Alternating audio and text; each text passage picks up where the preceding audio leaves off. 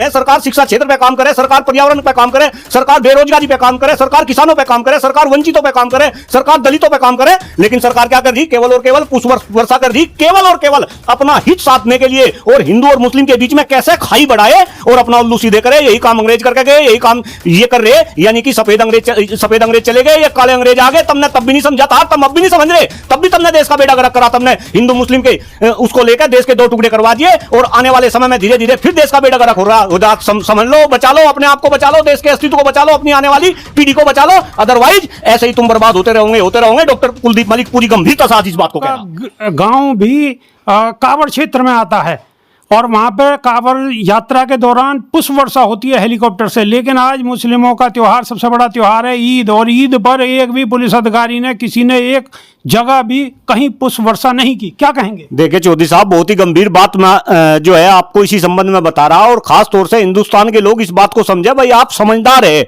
भगवान ने हमको जो है अलग तरीके का जो है जीव बनाया। हम एक ऐसे जीव है, हमारे अंदर अपना दिमाग है, अपनी खोपड़ी है। जरा कृपा करके इस बात को सोचे कि सरकार के जो मेन काम है, सरकार कहीं ना कहीं वे मेन काम तो कर नहीं रही, और सरकार इस तरीके से कि भाई कांवड़ियों के ऊपर जो है पुष्प वर्षा करेगी, और आज ईद है तो आप जैसे पत्रकार इस तरीके के क्वेश्चन हम जैसे लोगों से पूछेंगे। लेकिन कम से कम लोग इस बात को समझे, जरा ध्यान से सुने मैं क्या कह रहा।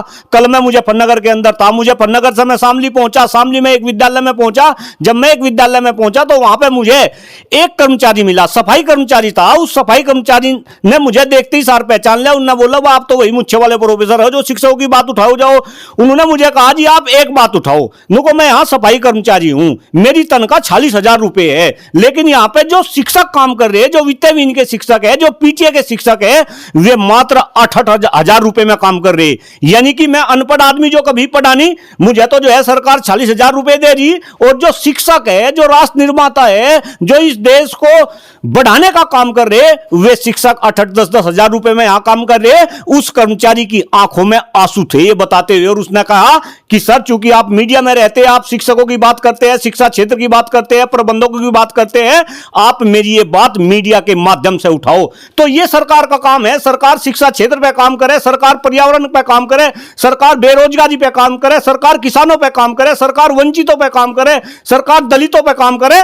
लेकिन सरकार क्या कर रही? केवल और केवल पुष्प वर्षा कर रही, केवल और केवल अपना हित साधने के लिए, और हिंदू और मुस्लिम के बीच में कैसे खाई बढ़ाए और अपना उल्लू सीधे करे। यही काम अंग्रेज करके गए, यही काम ये कर रहे, यानी कि सफेद अंग्रेज चले गए, ये काले अंग्रेज आ गए। तुमने तब भी नहीं समझा था, तुम अब भी नहीं समझ रहे, तब भी तुमने देश का बेड़ा गर्क करा। तुमने हिंदू मुस्लिम के उसको लेकर देश के दो टुकड़े करवा दिए, और आने वाले समय में धीरे धीरे फिर देश का बेड़ा गर्क हो रहा।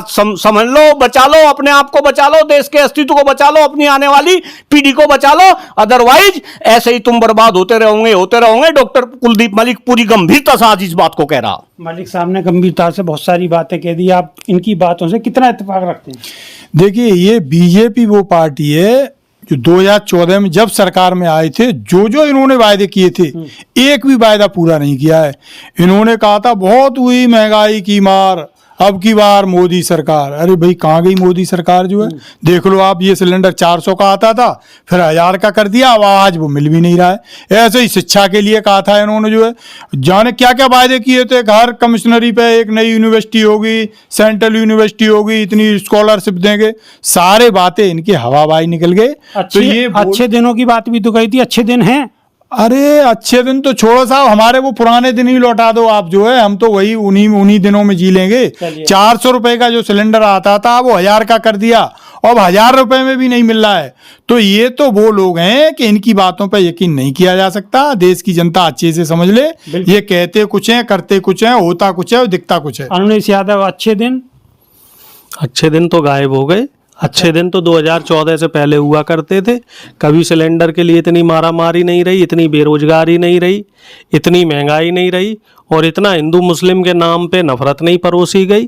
मुझे तो लगता है वो दिन ज़्यादा बेहतर थे जब सरकार अपनी पीठ खुद नहीं थपथपाती थी और जनता की बेहतरी के लिए काम करती थी। चाहे पूरी दुनिया में आर्थिक मंदी रही हो, लेकिन हमारे देश में कभी आर्थिक मंदी नहीं आने दी।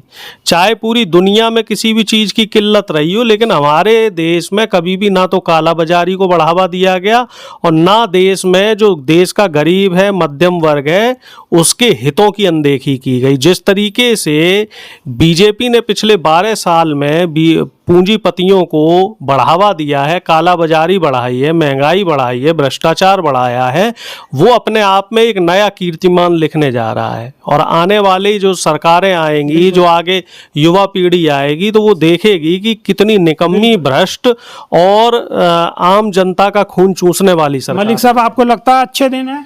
देखिए श्रीमान जी, बहुत ही गंभीर बात कह रहा है, और बस समझ ले इस बात को, हिंदुस्तान की जनता समझ ले, अच्छे दिन तो इस देश में तब आएंगे जब राजनीति में असली मुद्दों की बात होगी। असली मुद्दों की बात, देश में शिक्षा व्यवस्था की बात होगी, देश में सभी के खराब होते हुए स्वास्थ्य की बात होगी, देश में खराब होते हुए पर्यावरण की बात होगी, देश में किसानों की बात होगी, देश में बेरोजगारी की बात होगी, देश में महंगाई की बात होगी, देश की राजनीति में भ्रष्टाचार की बात होगी। जब इन मुद्दों पर राजनीति होगी तब इस देश में अच्छे दिन आएंगे।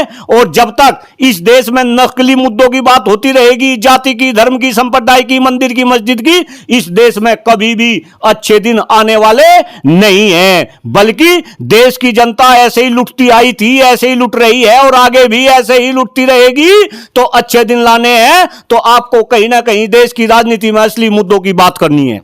पप्पू यादव जी, अच्छे दिन? जी, अच्छे दिन तो बिहार के लिए, पूरे भारत के लिए बहुत अच्छे दिन ही है।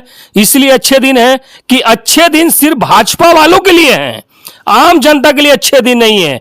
जब 2014 में भाजपा आई है, उनके नेता, उनके कार्यकर्ता जितने भी हैं, उनके लिए अच्छे दिन है। वो लूटने का खजाना पे बैठे हुए हैं, पूरे भारत को खोखला बनाने का काम कर रहे हैं, उनके लिए अच्छे दिन है। हम आम जनता के लिए किसी भी प्रकार से कोई अच्छे दिन नहीं है।